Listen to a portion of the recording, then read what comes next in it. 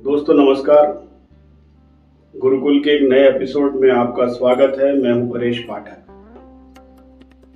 आज हम मध्य भारत में बहने वाली एक महान नदी जिसे मां का दर्जा दिया जाता है उसके विषय में बात करेंगे। सनातन धर्म में कई तरह से ईश्वर की आराधना की गई है और उसके कई स्वरूपों का वर्णन है।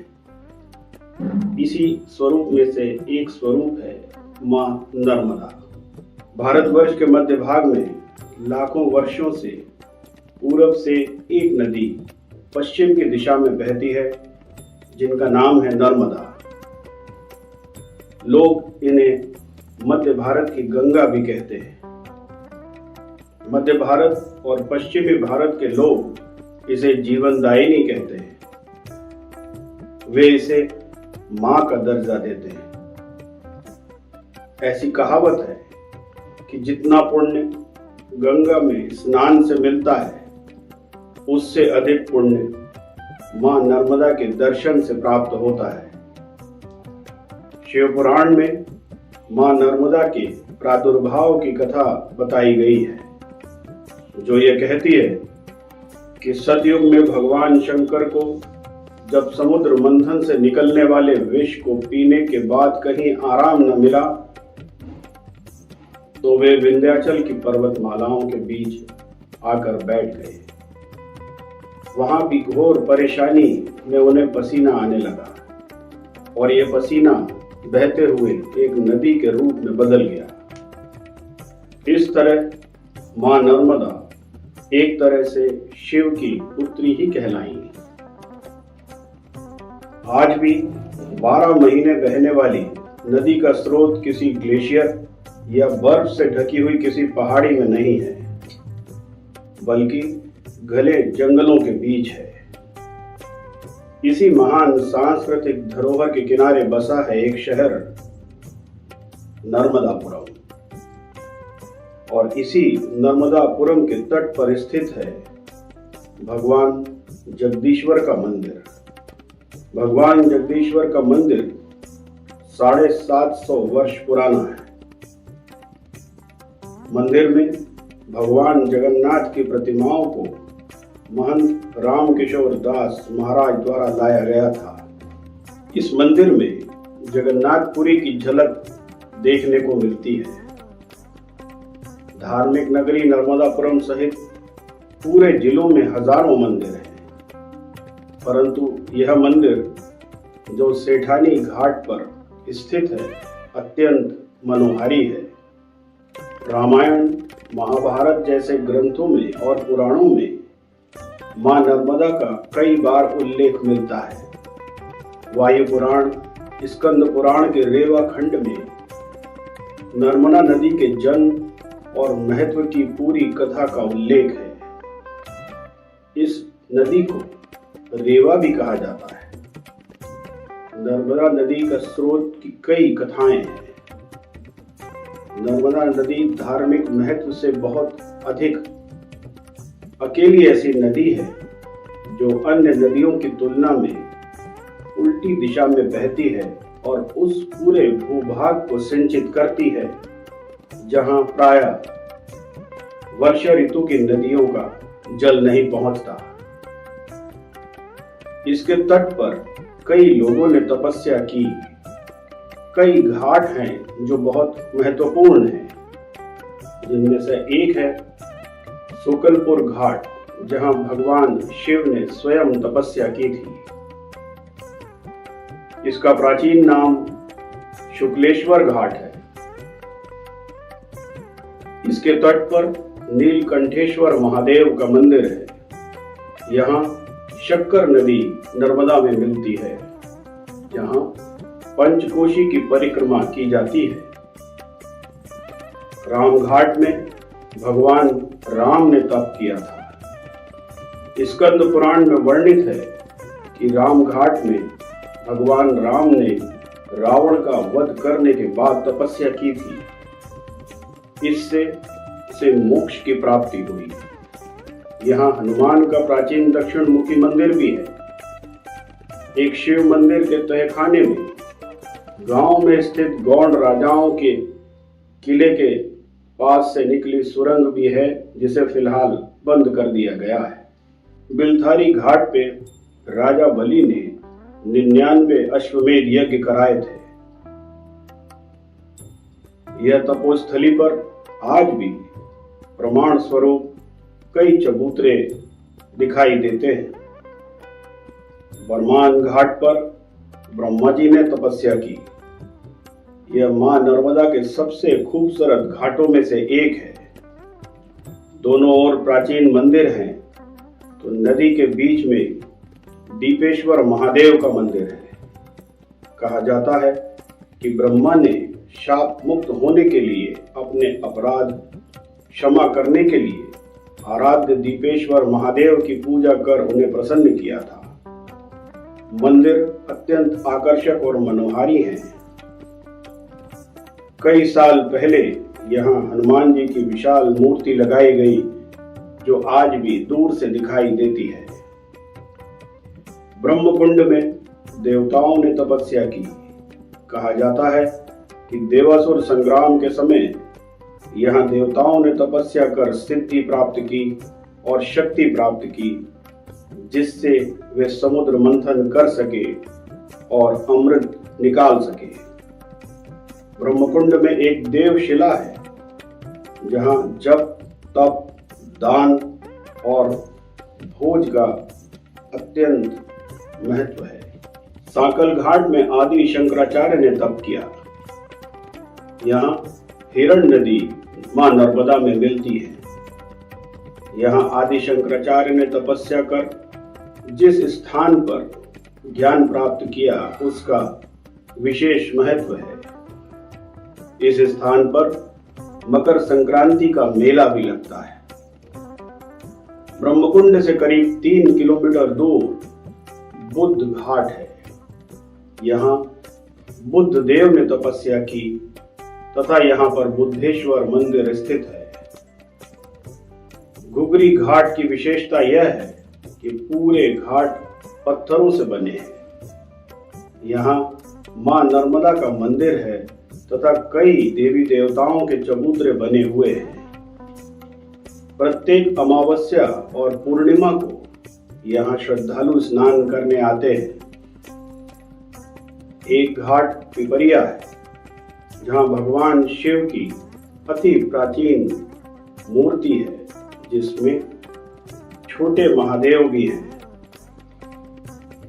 वसंत पंचमी पर यहाँ 7 दिवसीय मेला लगता है। नर्मदा के परिक्रमावासी यहाँ अवश्य रुकते हैं। करहिया घाट पर कई प्राचीन मंदिर हैं। यहाँ स्थित एक प्राचीन बरगद वृक्ष के नीचे भगवान श्री राम और जानकी का मनोहारी मंदिर है। यहाँ का प्राकृतिक सौंदर्य अद्भुत है। गरुड़पुरी का गरारू घाट एक तपोस्थली है, जिसकी वजह से इसका नाम गरुड़पुरी हुआ और कालांतर में यह गरारू कहा जाने लगा। यहाँ राम जानकी का मंदिर है और पुरातत्व विभाग के संरक्षण में है। डोंगरगांव, यह जबलपुर भोपाल नेशनल हाईवे क्रमांक 12 पर स्थित है। यहाँ नजदीक ही माता हिंगलाज का मंदिर है और पंचधारा तीर्थ स्थल है। यह नदी के तट पर परिक्रमावासी ठहरते हैं।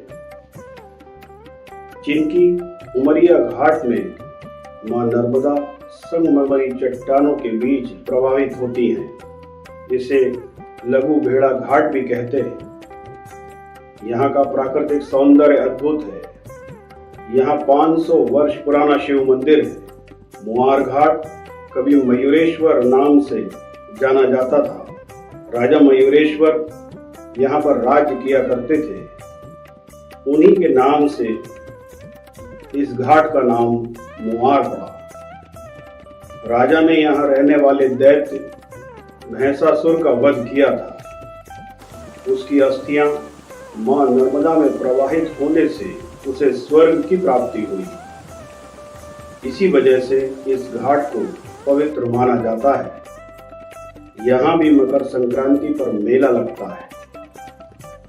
दुबा घाट के नाम से एक प्राचीन गांव है। कहा जाता है कि यहाँ दूध की धारा निकलती है, जिसकी वजह से इसका नाम दुबा घाट पड़ा। यहाँ अगहन पूर्णिमा से सप्तमी तक का मेला लगता है।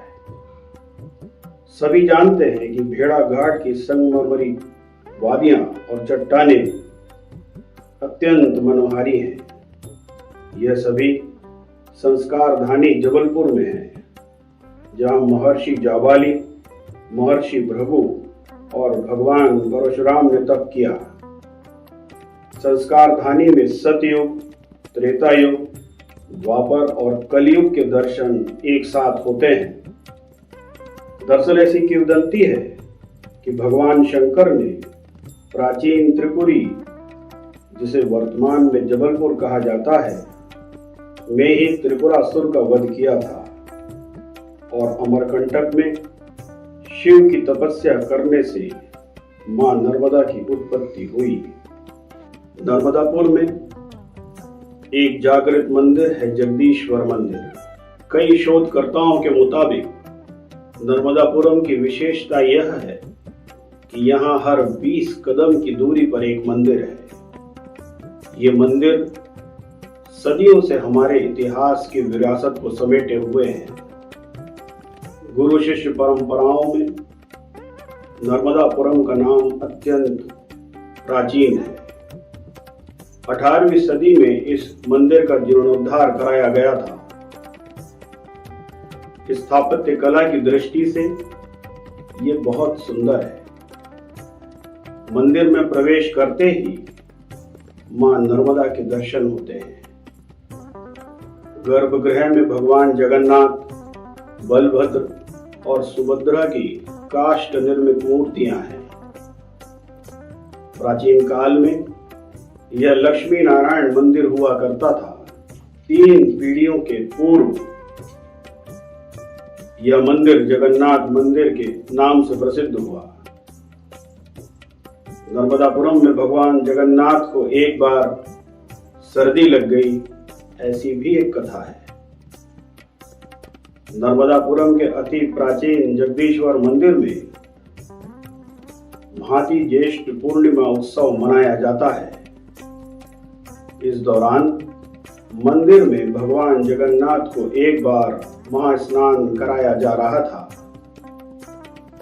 मान्यता के अनुसार उस समय ज्येष्ठ माह की पूर्णिमा पर महास्नान के बाद भगवान को सर्दी लग गई और वे अस्वस्थ होकर शयन कक्ष में चले गए।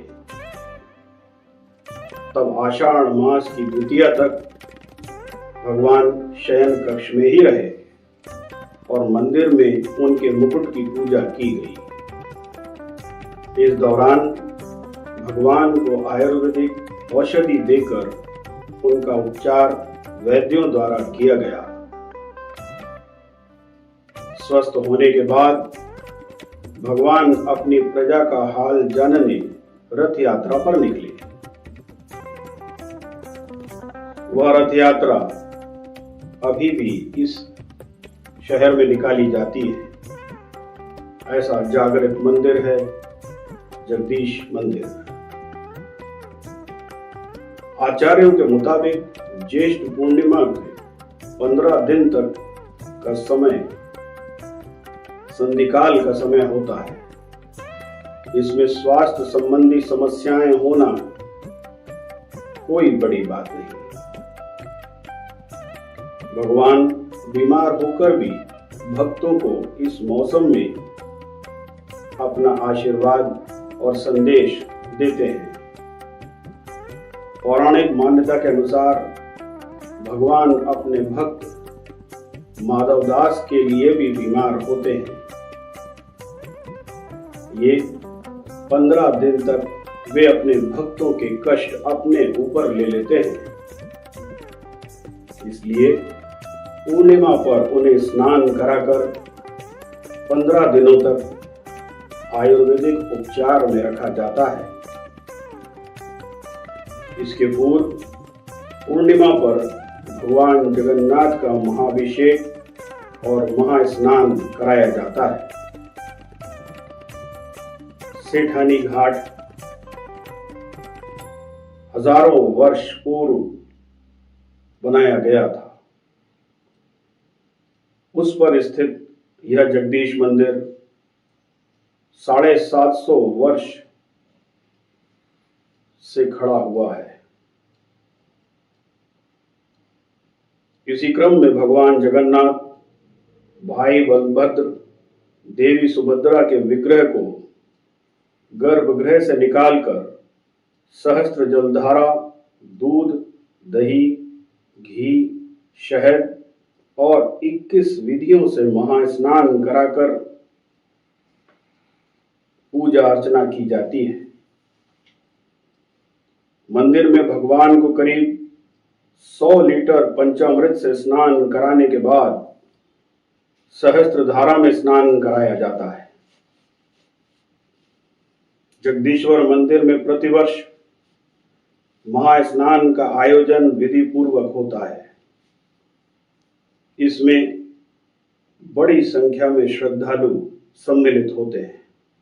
आप सभी श्रद्धालुओं से यह निवेदन है कि जब भी मां नर्मदा के दर्शन के लिए आएं तो नर्मदापुरम अवश्य आएं। सेठानी घाट, जो कि इस शहर का सबसे बड़ा घाट भी है, वहां भी आएं और भगवान जगदीश्वर के दर्शन करें, पुण्य लाभ लें। भगवान आप सबकी मनोकामना पूर्ण करें। मां नर्मदे हर।